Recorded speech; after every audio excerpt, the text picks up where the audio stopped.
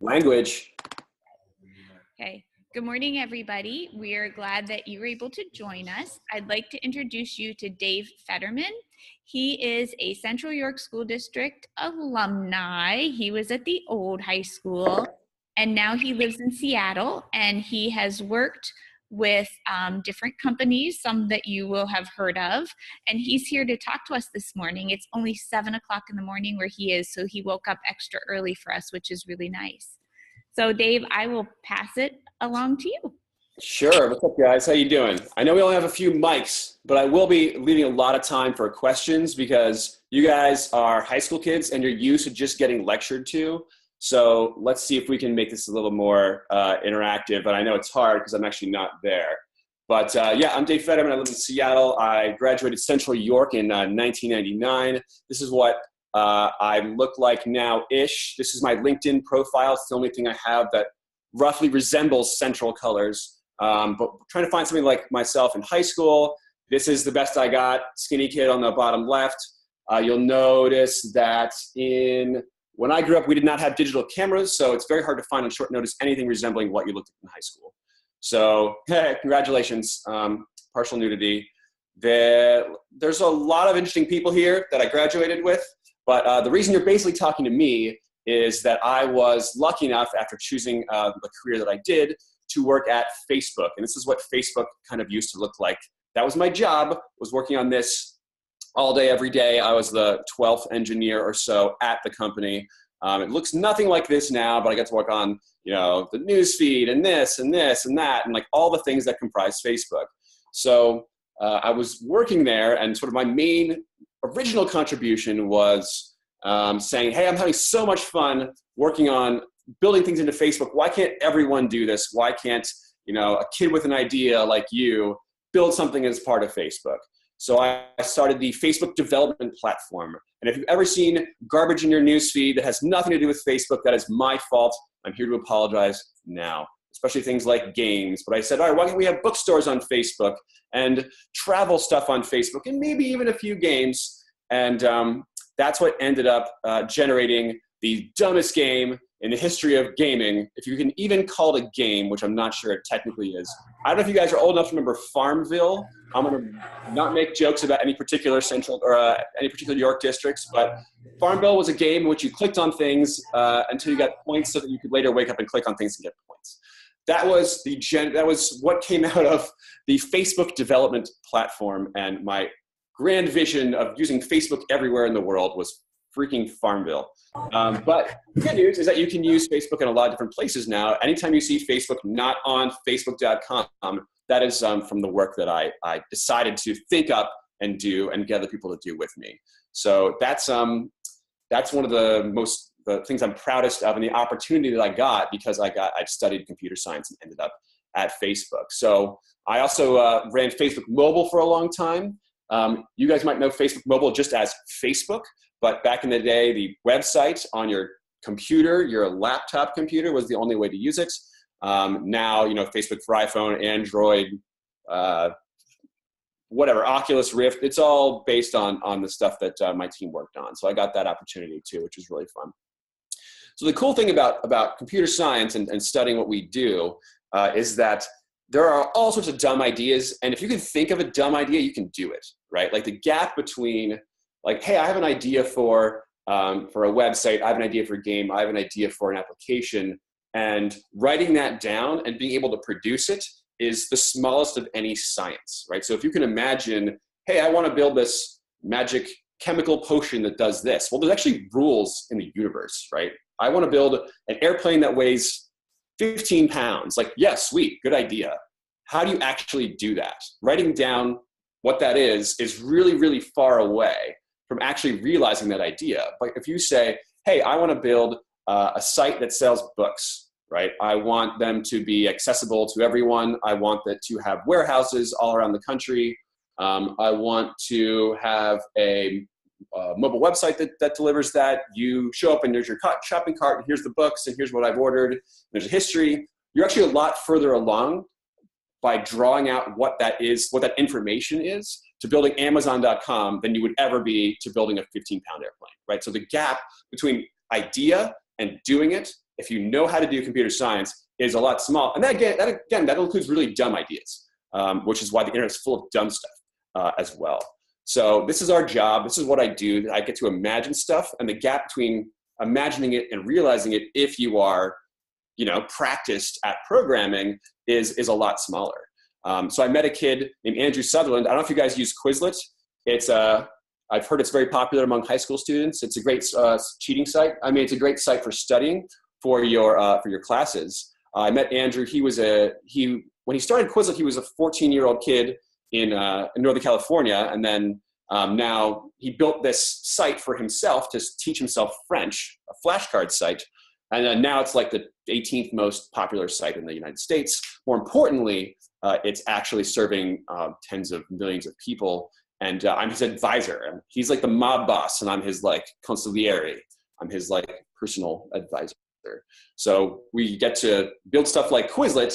The gap between what he thought of building and building it was just a few weeks of him working hard, and now he has Quizlet, and so do you guys, which is really awesome. So my life, except when I'm teaching classes at 7 in the morning, I get to sleep in until about 10, right? That's what I get to do. You guys, you're high school students, so you wake up. When do you wake up? 5? Great. Get on the bus. Get to class at 7:40. At least that's what it was for me. As a student, you have to sit in your seat. You have to not talk to your neighbor. You have to not use your computer. You have to be quiet. But in our job as adults, sort of, if you look at us, we have to use our computer. We have to stand up. We have to talk to our neighbor. We have to be interactive. We get to drink Red Bull in the morning. You guys don't, because that's what you get to do as an adult, which is really pretty amazing. Because that's, breaking those rules is kind of what you have to do if you want to get something different than what you've gotten before. And the whole field of computer science is full of pretty loose organizations that require you to sort of not do exactly what you're told. Because if you do what you're told all the time, if you just sit in your seat and do what the teacher tells you, you're going to kind of get the same things you got before. And the internet and engineering is all about sort of what is new, what can be newly done.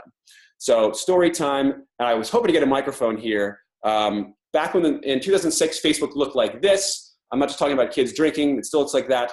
But the actual physical site. Who can tell me what the most important thing that happens in March is? Think that I'm a college student. What's the most important thing in March? Give me a microphone. Go ahead. Spring break. Did you hear that? Spring break. That's a good one. But any sporting people here? March Madness. March Madness is correct. Thank you. I'm gonna assume that was, I don't know. That was Dallastown. Great. Good job, Dallastown.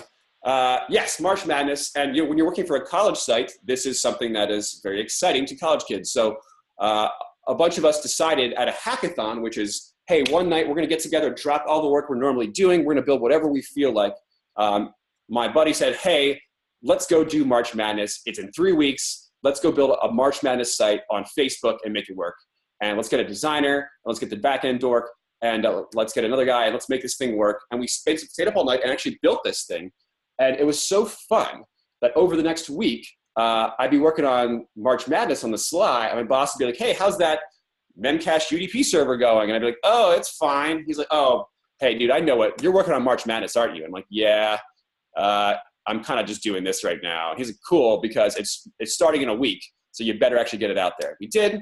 Got it out there. It was the biggest March Madness of 2007 and 2008, or 2006 and 2007. Got to go to the Final Four.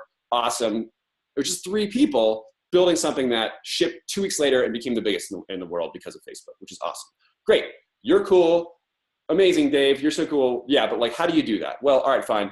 I want to leave a little more time to talk about the path in studying computers and technology, but long and short, I actually got a computer when I was about 8 years old, when people didn't have computers. Pretty much all of you guys have access to computers now, but it was not a thing back in the day. So I did get started very early. My dad got me programming BASIC. I don't know if you guys know what that is, but probably don't need to. When I was about 8, I was an electronics geek. I actually didn't do a lot of programming. I would build circuits and stuff. And that sounds like super genius stuff, but it's more it's like woodworking for nerds, right? It's not that. It's, if you know how to put stuff together and solder and burn down the curtains in your bedroom with a, hot iron, like then you can do it. Because what I want to do is the bottom right here. I want to build these robots, these like fighting robots at MIT that all these like freshmen built to like, I don't know why it says robot suck down, but anyway, this robot's sucking down a lot. Good for that robot. It's some sort of like competing, battling ping pong ball robots. I wanted to build that. I'm like, that's what I want to do. I want to go to MIT and build these robots. So that's where I fixated myself when I wasn't whatever else I said in my yearbook doing. So as much as I like to say, hey, break the rules and do what you're not told, I followed a pretty straight path. Like I was a star student at Central. I got to go to the governor's school, which is a summer program for nerds that you apply to and used to be free. I don't know if they've dropped it from the budget. It sounds like they have at Pennsylvania. And then that helped me get into, I went to look at MIT, but I decided, all right, Harvard was that'd be a lot of fun too. The coolest thing about Harvard and many other colleges is that you have an opportunity in the sciences, if you're good at them, to teach as an undergraduate. So imagine you are a student and you have a freshman, you have a sophomore teaching you and grading your English papers, and they give you a B- because they didn't like your train of thought. You're like, oh, this is BS. Like this kid's in my dorm, right? This guy doesn't know anything, or girl. But in the sciences at Harvard and other schools, you actually can be a teacher. You can be a teaching assistant as an undergraduate. Why? Because there's a clear right and wrong answer. It doesn't matter if you're a PhD, a grad student, someone younger. You can demonstrate in math, computer science, that, hey, what you put together works or it doesn't work. This is an important theme, I think, for computer science, and why it's worth sticking to is there's an objective reality to it, which means that you don't have to be a tenured professor to have a good opinion on it. You just have to be right. So this is the thing that I got to do at Harvard, which was teaching, along with many other students, which led me to Microsoft and then to Facebook. So the Harvard thing's great. I would say college is nice for computer science, not required. It's useful to get your first job, which for me was Microsoft, but everything else other than that is how well you did in your last job. And Harvard got me a unique opportunity to get introduced accidentally to Zuckerberg, I guess, through my teaching. So I could end up at Facebook. So, and once you have a big success like Facebook, you can do anything, right? Like I got to go to a horrible, dumb startup up top where we just flung things through space on computers and it looked cool and we raised money and it was worthless. But I'm also at a startup now down below, which is more boring, but we actually have customers and it's a lot of fun. And once you have one big success, people just assume that you're a genius because you were at Facebook, so everyone must be a genius. Not true. But if you get one big success in your bag, like that really helps. So do you have to go to Harvard to be a successful in software engineering? The answer is absolutely not. This is one of the few places in America that actually lives up to the American dream, I think, right? Like if you want to be a Supreme Court justice, yes, you do have to have gone to Harvard. That is a fact. If you want to be in the NBA, you better be 6'6". If you want to start a business, it's certainly possible. But having rich friends and rich parents really, really helps you raise money. But the difference here is that what you do in computer science is objective, right? Like what I was talking about here. We can see who's good and who's not. It does not matter what social club you are in. It does not matter how rich your parents were. It does not actually matter what school you went to. If you can prove you can do it, and that you can prove it through your code, which now we have an internet where you can show off your work, and with lots of open source, that's what matters. Not the crest on your blazer, not even really your GPA. It's what you can show that you can do. And that's one of the few last meritocratic places in the American workplace right now. So go America. This is computer science and engineering are one of the few places where anyone can do it. Anyone can do a lot by themselves. You can learn it by yourself on the internet as well. And you can show whether you were good or not, and it matters, right? Like, yeah, it's one of the things I'm most proud of that we get to do, that we get to represent in science and engineering is it not being about who you know, it not being the rich get richer or being in the 1%. It's about what you can do, and anyone can do it, which is really awesome. So I have a great resume, fine, but my GitHub, I don't know if you guys go to GitHub, but this is as a computer scientist or engineer, this is where you start collecting the work that you want to show off. This is your open source portfolio. My GitHub's like not great, but it shows that I'm at least involved, right? Like one of my principal engineer on my company, he has 42 projects that other people are using every day. And he can show off just what he is because people actually use his work. And you can look at his code and see that he's a really special engineer. And the evidence is right there. He doesn't need to hide behind a really well-written resume. This is his resume. His work is his resume. He doesn't have to. This isn't just about names or having the money to buy a feather in their cap. So that's what the great thing about what you guys have the opportunity to do now is that programming is for nerds, and nerds live on the internet, and they always have. So all the resources that you need to become better at developing are right there for you. So I myself have taken courses from Coursera and Udacity, even as an adult, to learn new stuff. Khan Academy, if you want to pick up Python, you want to pick up JavaScript or React or become an iOS developer. These are all things that you can do in your free time, and you can do as a high schooler. You don't need to, it's not like being a lawyer. You're not going to let a 15-year-old in the building because you're just not old enough and you don't have the right papers. But anyone who can write and think in computer science, everyone's welcome because it's about what you do and what you show you can do that gets you in the door and that gives you the opportunity for a really cool career. So this is what my dad told me you want to be doing with your life. You want to either make something or help people or both. And engineering is doing both of these things. At Facebook, I got to make something that ultimately I think helped people connect. There's pluses and minuses about using Facebook, but it did usher in something that I think was a step forward in people being open with each other. So I want to encourage you to stick with engineering, especially computer engineering. The world needs more of you guys to develop our new health solutions and study the brain and build new materials and electric cars and this sort of thing. This is what engineering enables in a way that many other careers do not. So the more engineers we have, the more productive we are as a society and the better we are. And if you look around, what's the difference between now and 200 years ago? It's like democracy and engineering, right? That's it. That's what separates us from the way we used to live. So we need you guys to do that. And the great news is it's super fun. I really enjoy even getting up at 7 in.m. I really do enjoy what I do as a programmer, as a manager of programmers, and as a technologist because it's fun, right? Like, not to put too fine a point on it, after Facebook, I don't have to work a day in my life ever again. And you know what I do? I get up and I get to do more programming. I get to teach about programming. I get to talk to people and develop them as programmers because I love doing it because it is just that fun. So I'd love to talk to you guys and get some questions about, not me personally, because I was a lucky kid from New York who had a great story, but how, what you guys want to know about the world of computer science, programming, how to get there, resources, whatever.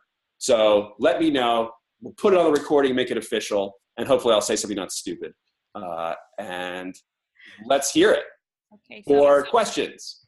So anyone that has a question, you can unmute your mic and ask, or ask it in the chat. 3rd grade elementary. Whoa. Okay. I'm glad I didn't swear too much. I always do that. That's okay. 3rd graders can do it too. I started in 3rd grade. I do have a question for you because when you got started, I'm thinking that there wasn't a whole lot of computer science stuff going on. That's true. So how did you get interested? So I had a computer when I was about 8, and my dad taught me, he got me a program to teach him, taught me BASIC, which is a very elementary language that lets you, write a little game or sort of learn the basis of computer science, which I got to do and which you guys can do too. All of you have access to computers now, so you don't have to worry about this. Didn't take any CS in high school, but I got to go to the science program over the summer, which did give me access to computers and some teachers. So I kind of got into it, and then freshman year I said, all right, I'll take some computer science courses, and I kind of never looked back in college. But again, you don't need to go to college or go to a certain college to be really, really good and develop yourself as a programmer. And you can start whenever you want. Okay. And I think that you spoke volumes when you were talking about equity and that people can do this regardless of who you are. Absolutely. There's unfortunately a lot of careers, and we don't, in the American mythology, we talk about everyone can be anything, but there are a lot of barriers to, if you want to be a Wall Street investment banker, you pretty much have to have gone to an Ivy League school. That's it. But and it's because it's about who you know, and it's about being in the club. But as a computer engineer, if you can show you can do it, that's it. And you're in the club. That's the difference. We have a question here at the high school. Hi.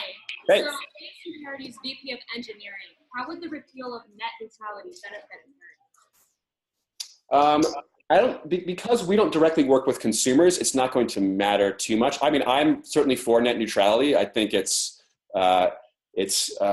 no real good reason why you would want to give those in a lot of power over a core part of our economy, being the internet. Why you want to give them more power? I think this is like a road. This is like electricity. You don't have the local electric company charging you triple just because they can. It's important that everyone have access. But my company right now deals with companies like an airline or like a retailer who want to know their customers more. So it won't directly affect that. But in Facebook, we had the opportunity to do something that was very not net neutral, which was to say, hey, we want to expand to India or to Indonesia or somewhere. We'll make Facebook free to use over the air for people in India to encourage people to use it. And that's actually an anti-net neutrality stance, because we're saying, hey, if you use Facebook, we'll pay for it. But if you want to use CNN or if you want to use Google, we're not. So we'll give ourselves a leg up. And that was actually an anti-competitive stance from Facebook. So now Facebook's actually really behind everyone getting access to everything, no matter how much money you have. That is a democratizing principle that's allowed Facebook to have 1 billion people. Does anybody else have a question? There's another one. Yep.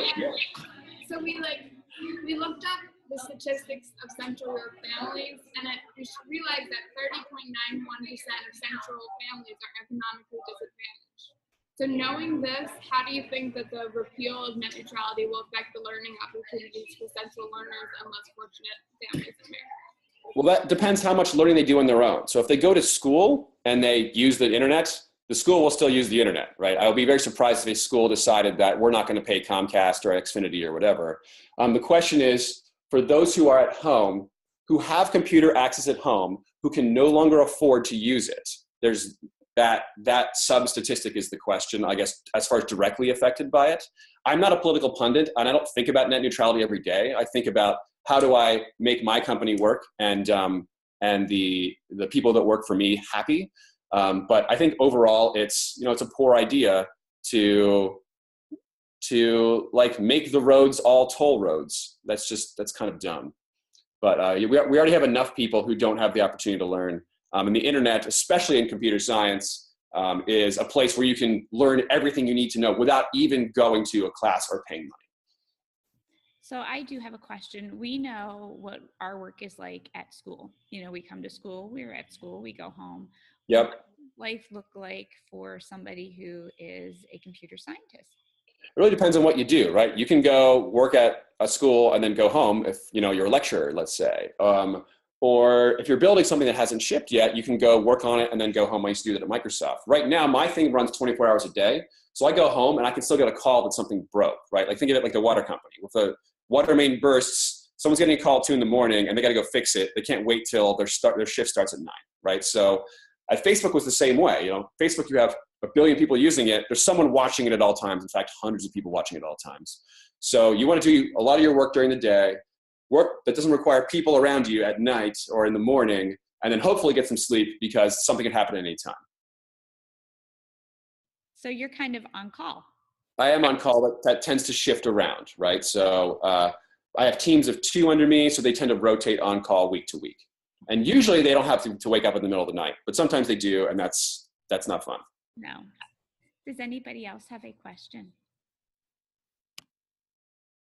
Yes. I think I saw someone behind the lady in red. How do you think the average internet user would feel knowing the amounts of information collected about them and then sold to larger corporations? I think a lot of the information that's collected about people, I guess the Equifax breach really showed, well, Equifax is different because basically any time that you, let's say, buy a credit card or something like that, you're under the obligation to not be abused directly by the credit card company or anyone the credit card company deals with. So they actually go through a third party to as sort of an escrow to be able to do advertising to people. There's a ton of information that's out there about people, I'm sure. I don't know. I think for the most part, it's not collected all in one place where someone can pull it up and then look at it. It's usually collated in a way that can be directed by a third party toward advertisement. That said, I'm sure I've always operated under the assumption that the government has everything on me, because most governments, when given the opportunity, would. I'm not a conspiracy theorist, but I think that's a safe assumption. And that Facebook and Google and others are doing everything they can to watch kind of what user 123 is doing. I don't think they know about you in particular, but they know you as user 123, like these websites and that sort of thing. So yeah, I just assume that everyone knows everything I do for the most part, but there's so many people that unless I'm doing something that puts me on a watch list, there's not something that concerns me that someone's going to find out who I am specifically and attack me personally. But yeah, everything you do is for the most part, it's collected as a series of breadcrumbs everywhere. So unless you are doing something really bad, or you probably shouldn't. I don't think it's going to matter too much. I have one more question because I know that our time is running out. Yes. Going back to programming. So, what are some of the what are some things that you have to work through? Like what's hard? Things don't work, right? You start building something and then it doesn't work and you're like, forget this, right? So a lot of programming is not, like flying through zeros and ones in a cool 3D universe and equations. It's, oh, that doesn't work. Why not? Let's figure it out, right? So you don't take huge jumps. You take a lot of little steps. So you have to be able to critically think and say, all right, why did this work yesterday and not today? What's the difference? Let's break it apart. So it is a lot of actual work, but it's really fun. Roadblocks are, an engineer will see like there's a hard problem here, or there's something they don't know, and kind of lean into it and say, you know what? Sort of like, I don't speak Spanish, but I'm gonna have to try to learn to get through my trip in Mexico here, right? Instead of saying, dude, I can't do Mexico, like I need a translator, right? You gotta kind of lean in and go for it. So you gotta see something difficult and say, I'm gonna learn how that works, instead of saying, well, I don't know, so therefore it's locked out to me. And we do talk about that even with little kids whenever we are doing computer programming about breaking down a problem. Mm-hmm. It's life skill. This isn't just computer science. This is just general adult life, for real, human skill, which you guys I'm probably learning not just in your computer science class, but everywhere. No, and we have a couple of journalism kids there that they're asking you those questions. So they're doing kind of the same thing, right? It's hard hitting. Yeah. My net neutrality stance, I did not expect to provide that today.